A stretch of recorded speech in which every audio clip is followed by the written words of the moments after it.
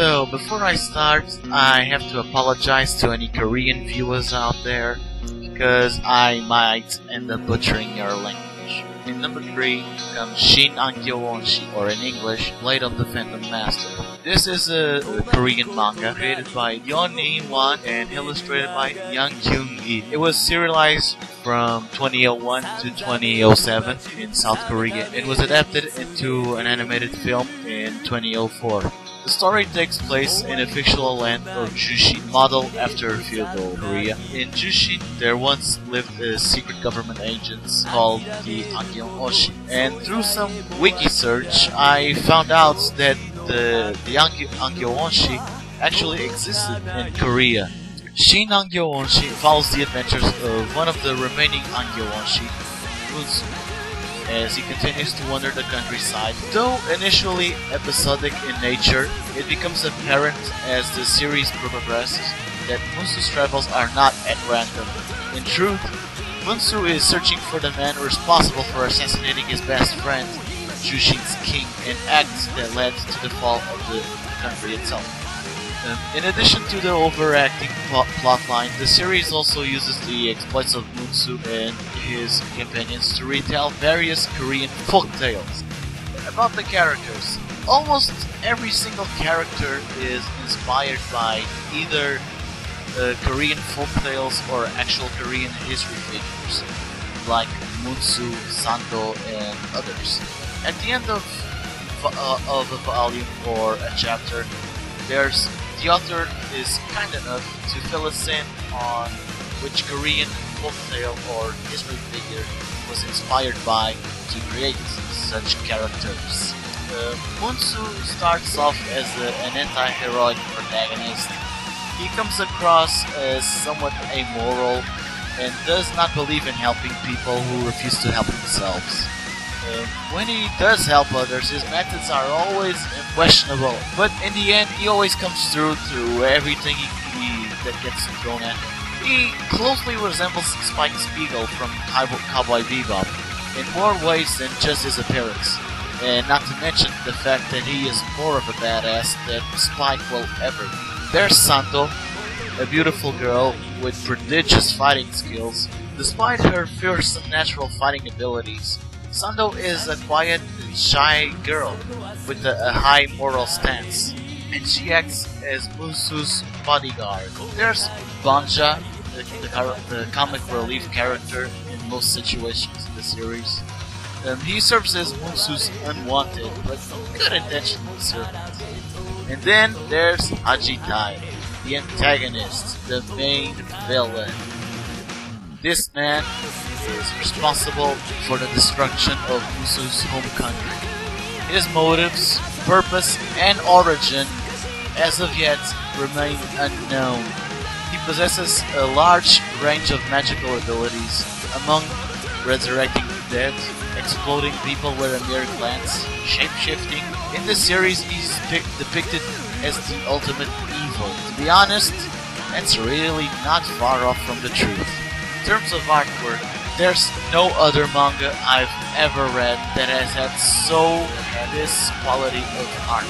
This is by far the best looking manga I've ever read, and I'd go as far as saying this is the best looking manga ever created. And if you think you can prove me wrong, just say something. The only other series that come as close to this art style are Berserk and Elite. Other than that, they fail in comparison.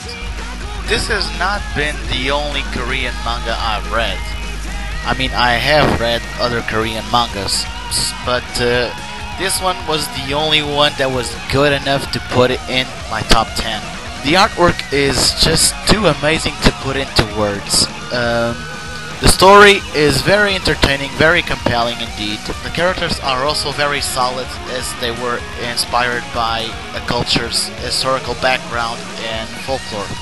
So, the Shin An-gyo-won-shi goes out with a 19 out of 20.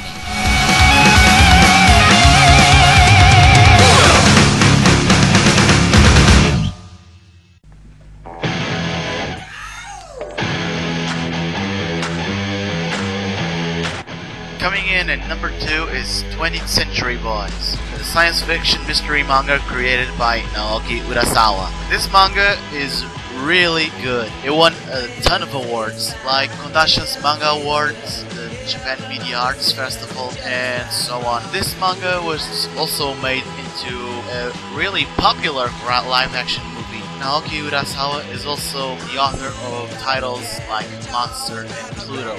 This manga starts off by following the life of the main character, Kenji Endo, and his friends in both childhood and adulthood.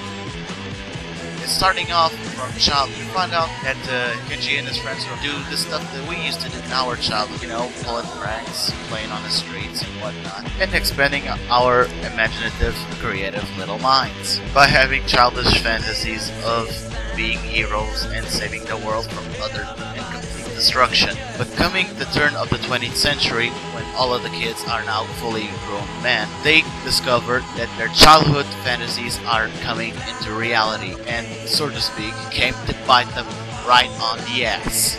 So they decide to reunite once again and to try to stop whatever it is that's trying to destroy the world, since it's their responsibility. Sounds like a good start for a great story, doesn't it?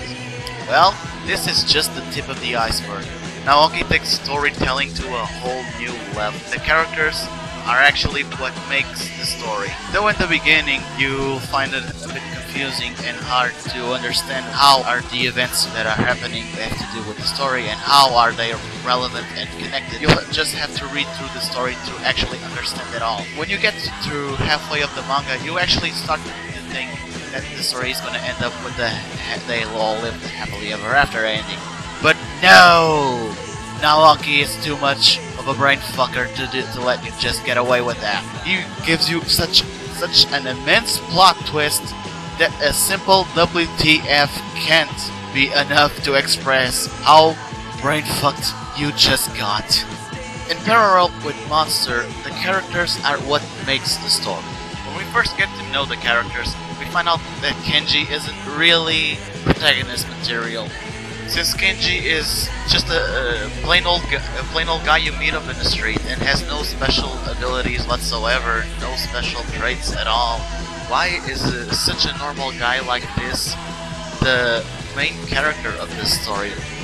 But that's just the point of the manga. This manga is full of ordinary people, and the point of it is to make ordinary people do out of the ordinary things.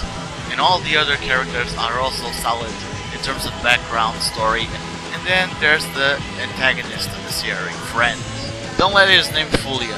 This man is really evil. This guy manipulates the world around him in a way that most of us wish they could have this kind of ability. Even Light Yagami pales in comparison to Friend's manipulative skills. And what would you say Friend's purpose is? Why, whatever other villain's purpose is, to take over the world. For those out there that have already read Monster, you know that Monster's villain is really something else. But Friend takes it up to a whole new level. But the only problem here is that there's too many characters to remember. In fact, there are so many characters that at the beginning of every volume, Naoki reminds you of all the characters that have entered the story so far and the events that have taken place. In terms of artwork, well, once you've read one of Naoki's masterpieces, then you know what to expect, at least when it comes into the art department. He dictates the people's characteristics, you know, like especially when it comes into the faces. When you, like, for example, if you have squeaky eyes or a really big nose, most manga artists don't tend to portray these kind of facial characteristics, but Naoki does it, and that's what I like about it. That's that he puts so much detail into the expressions of all the characters and everything that surrounds the characters. Well, to finish off, I think this manga brings the storytelling to an amazing new level, and the story itself demonstrates how ordinary people can become heroes. Actually, the story uses 3 different timelines to tell, you know, the story. Even though it's really long of a series, it's actually quite rewarding and self-gratifying when you reach the end of it. So this manga is a definitely must read. With these thoughts in mind, I give this manga 19 out of 20.